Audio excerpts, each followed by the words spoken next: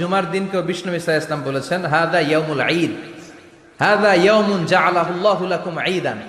তাবারানির হাদিস। বিষ্ণু বলেছেন এটা এমন দিন যে দিনটাকে আল্লাহ তাআলা তোমাদের জন্য ঈদের দিন হিসেবে ঘোষণা দিয়েছেন। পড়েন আলহামদুলিল্লাহ। আল্লাহ তাআলার একটা বৈশিষ্ট্য হচ্ছে সুন্নাতুল্লাহি ফিত তাফদীল।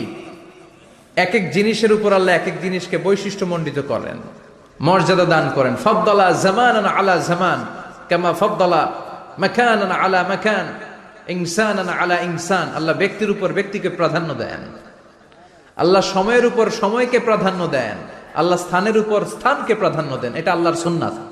এটা আল্লাহর কি সুন্নাতুল্লাহি ফিত তাফদীল। ফাদ্দালা জামানান আলা জামান কামা ফাদ্দালা মাকানান আলা মাকান, ইনসানান আলা ইনসান। পৃথিবীর সব মানুষগুলো এক রকম নয়, এক মর্যাদার নয়। আবার লক্ষ্য